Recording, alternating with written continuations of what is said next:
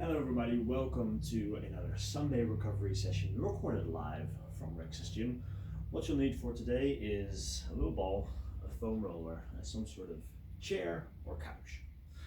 We're going to start off by rolling the bottom of the feet. So we just take the ball, put your foot on it, and roll around. Make sure you try out that inner arch.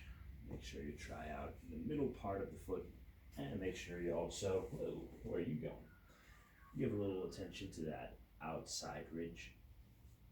If you find a spot that's a little bit tight, just try to hold it on there for a little while first. Then I want you to try to grab the ground with your toes and extend them again, so get that flossing effect.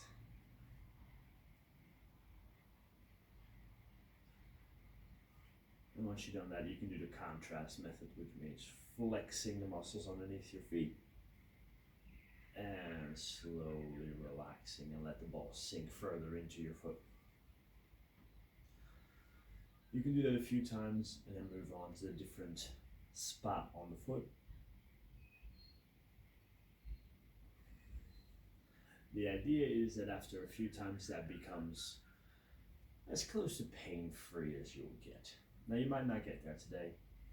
Maybe in the time we have today, you do a little bit of good, but you don't get all the tightness out, and that's fine. We have many rolling sessions ahead of us to fix whatever is wrong with the bottom of your feet. So again, we're going to roll around, search for those tight spots. Inside, middle, and outside. Just give yourself a little bit of an idea of where the tension is. It might be on a different side or different spots than the other foot. And when you find a tight spot, just put some pressure into it and try to grab the ground and extend your toes again. Go through that range of motion. Now, as far as level of pain, you don't want to be in a lot of pain here. The idea is to get rid of it. And if you do feel a lot of pain, first thing your body's going to do is tense up against it, and that's the opposite of what we want to do. All right, do some contrast methods. So we're going to flex as hard as we can. Just find a way to engage those muscles in the bottom of the feet.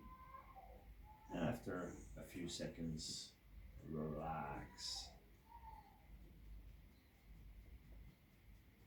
If that did the trick, just move on to a different spot. If that didn't quite do the trick yet, stay on there and try again.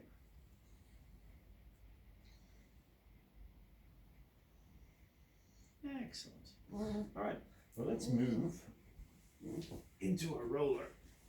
We'll see if Daisy is keen to come and say hey. She's sitting right outside the shop. Hey, Daisy. No, not yet. Not yet. The first thing we're going to do is just find our way from the Achilles all the way to the knees and back.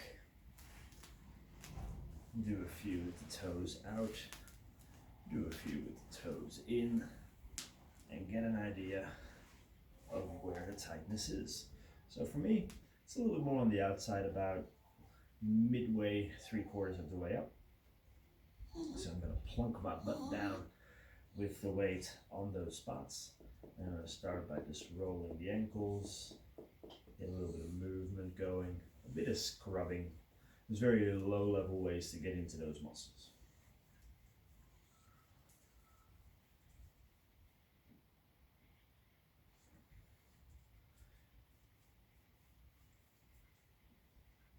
And then I'm going to try the contrast method. So I'm going to flex the calves and slowly hang down into it. And flex them and hang out into it. That's not your ball. Yeah, you be ashamed of yourself.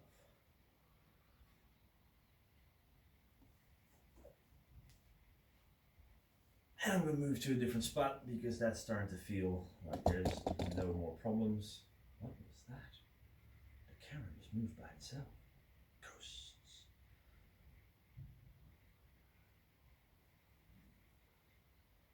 Now, if you feel that you can take a little bit more pressure, you can just lift your hips off the ground while you do all this, or you can do one leg at a time. I have found that with foam rolling, more pressure rarely needed. That foam roller is almost more of a feedback of, is everything still tight? Now you need a little bit of pressure because you need some mechanical push into those muscle fibers to reorganize them a little bit, but it's not that the more pressure, the better. We've been over this before.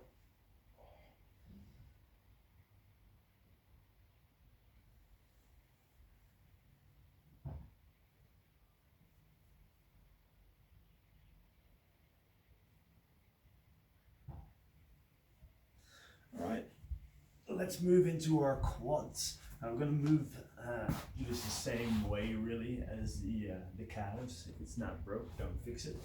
So we're going to explore from the knees all the way to the hips. Do a few rolls with some toes pointing directly down. We're going to do a few rolls with the toes pointing out, so you get a little bit more in the inside of the quads. And then we're going to do a few with the toes pointed in, so we get a little bit more in the outside of the quads. Again, just to get an idea of where are you tight today. For me, it's definitely more on the outside. So I'm going to find the spots that I feel tight in, do a little bit of scrubbing, do a little bit of flossing.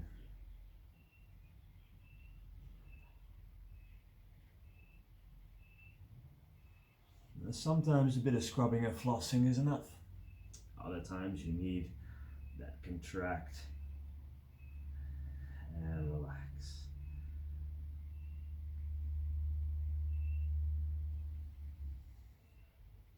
Now this is definitely one of those muscle groups that I quite like doing one side at a time.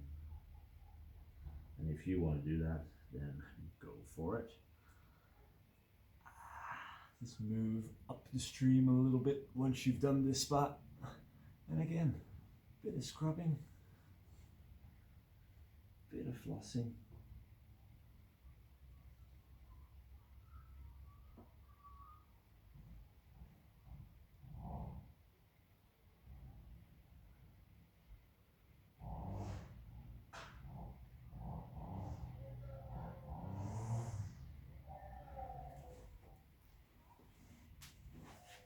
Now I can spend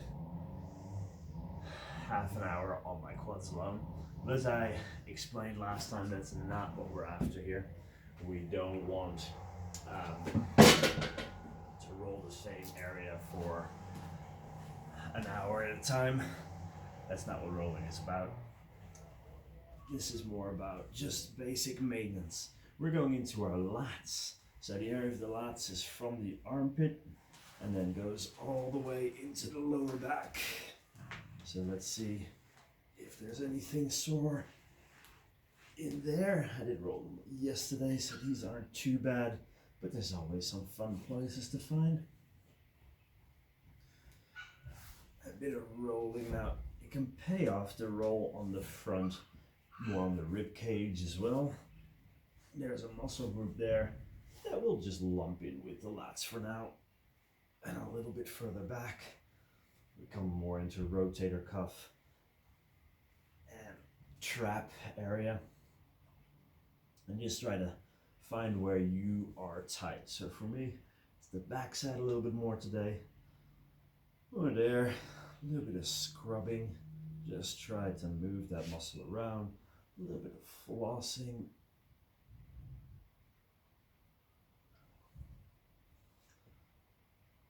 And then you can try that contrast method and try to relax into the roller as much as you can.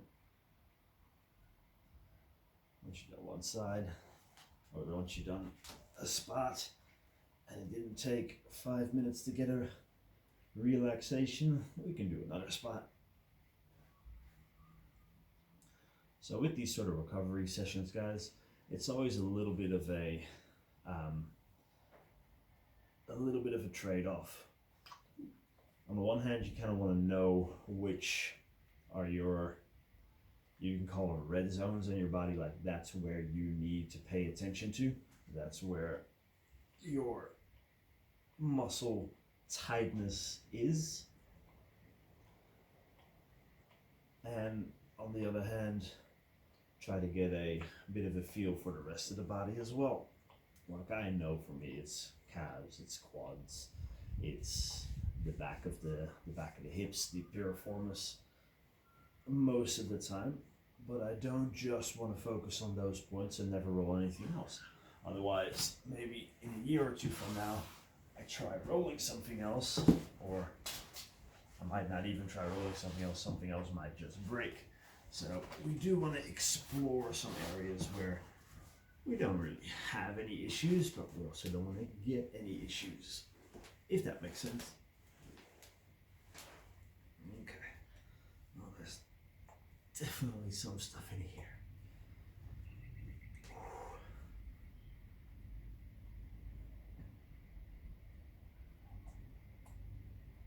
Beautiful spring day today, guys.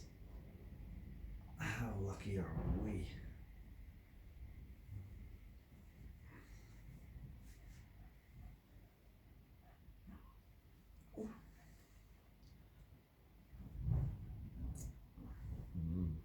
Look who's trying to be a star again.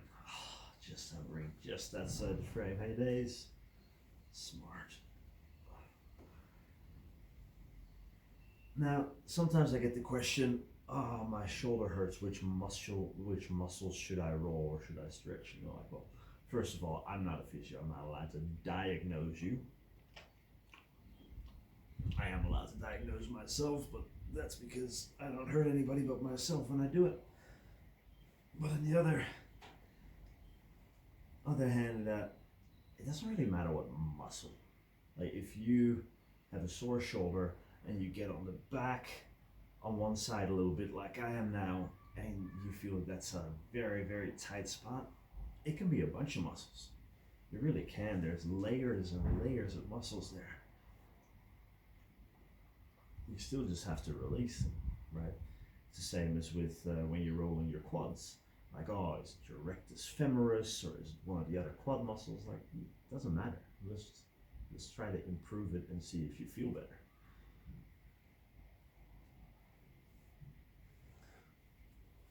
All right, that's enough of that.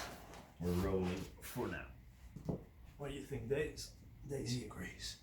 We're going to go back into our toe sit. We did roll the bottom of the feet, so we're going to fold those toes underneath, and we're going to just gently sit back. And don't worry, we won't hold this one for a very long time.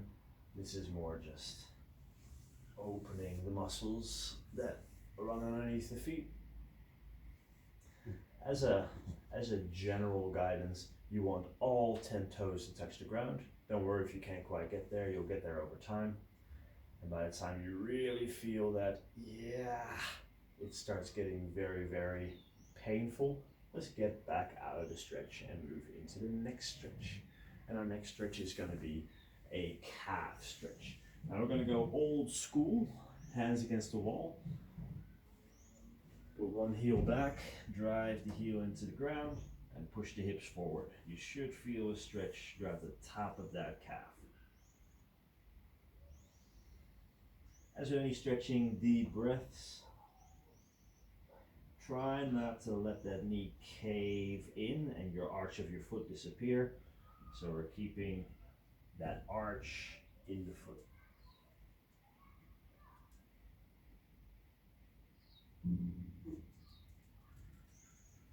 And switch sides. Be aware of the right-left differences. You may have one, you may not.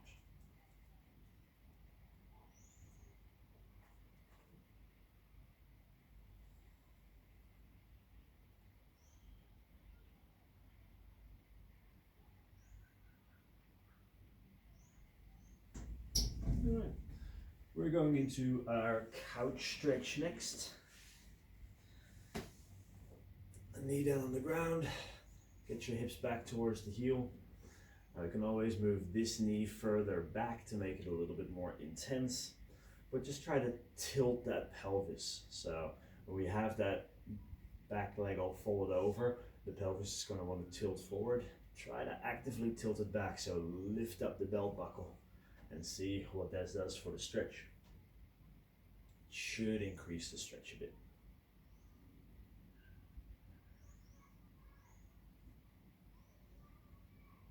Now the hip flexor stretch is one that I kind of always throw in.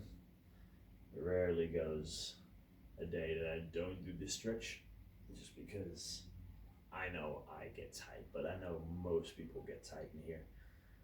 It's an uncommon thing if I get especially a desk worker that does not have tight quads, tight hip flexors. There's just a cascade of problems after that. Your hip flexors get tight, you can get back problems because all of a sudden you can't, what we say, extend the hip anymore. So when you walk and that leg moves back, that hip flexor won't allow it, so you're gonna cave into your back every time you take a step. But also that hip flexor pulls on the knee and on the kneecap. So a lot of problems can happen there as well. So the hips are a bad neighbor.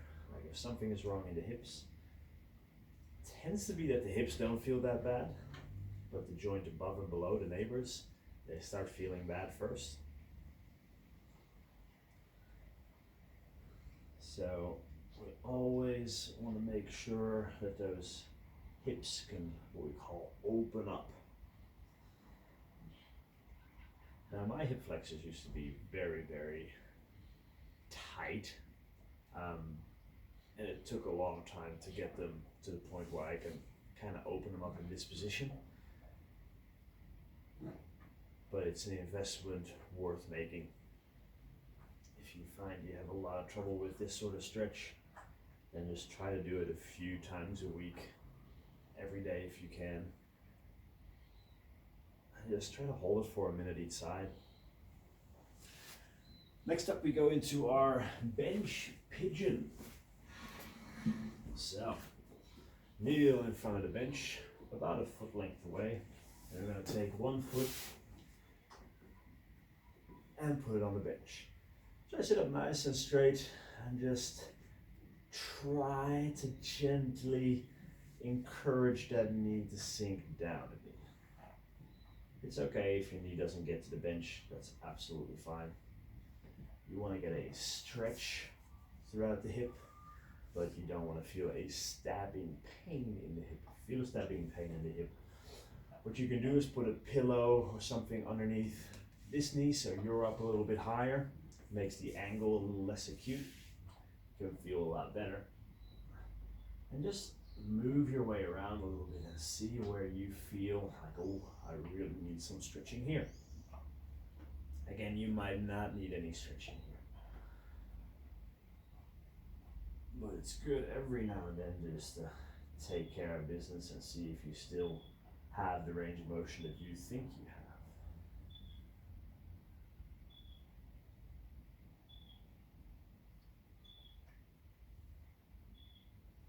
Now let's switch to the other side.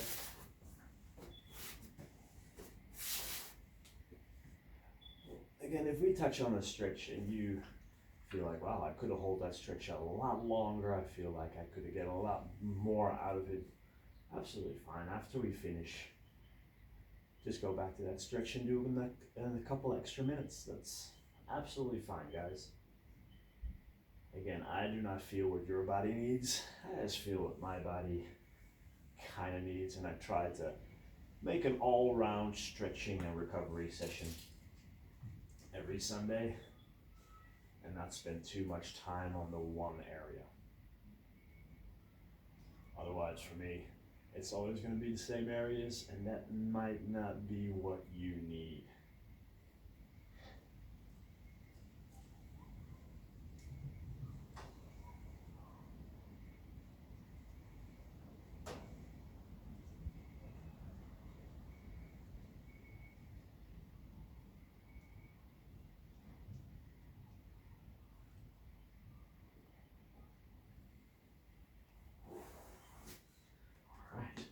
we're going back to our wall. I'm going to put this bench up like a wall. Put your hands against the wall. Now, for most of you, it's going to be good if you can make your hands a little bit wider than this. My shoulder mobility is okay, so I'm going to try a little bit narrower on the bench. And we're just going to push our chest towards the ground here. So you want to get your torso fairly horizontal. Keep taking those big breaths in, keep the arms nice and long.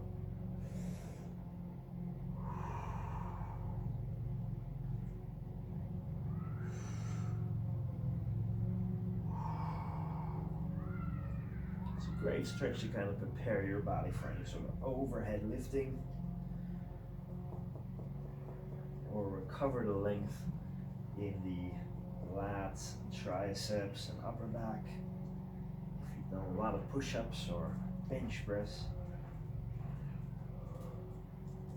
or just been sitting with your shoulders rolled in for a while.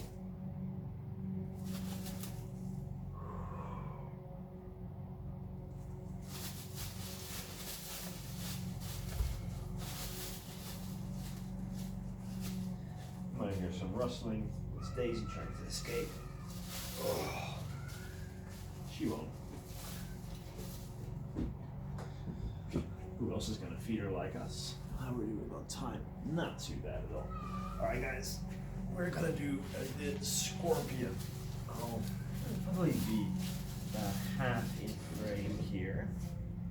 Let's see if we can make this work.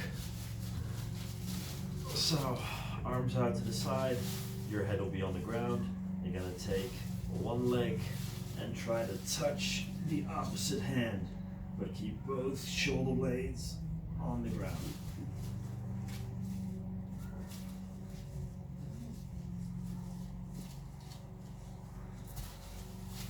Slow movements.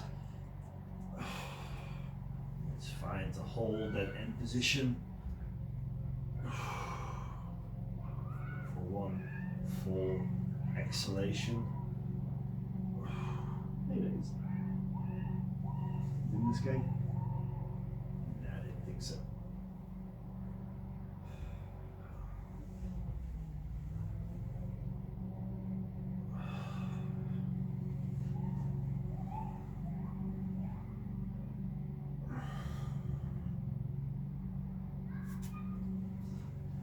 All right, so that is a little bit of a stretch on the mid back. It should not be a rotation from the lower back. It should be more the upper back that's trying to rotate. We are doing one more stretch, or one more part of this workout, and that is our recovery breathing. We pretty much all we're going to do today is 10 full breaths, nice and slow, into our stomach. Now I've got two options for you. Option one, just lying on your back. Option two, grab your roller and lie lengthways on the roller. That'll be my option. Arms are going to be out to the side. Head's going to be supported by the rower. And from here, all I want you expand that core on every inhale and just give a full exhale every time.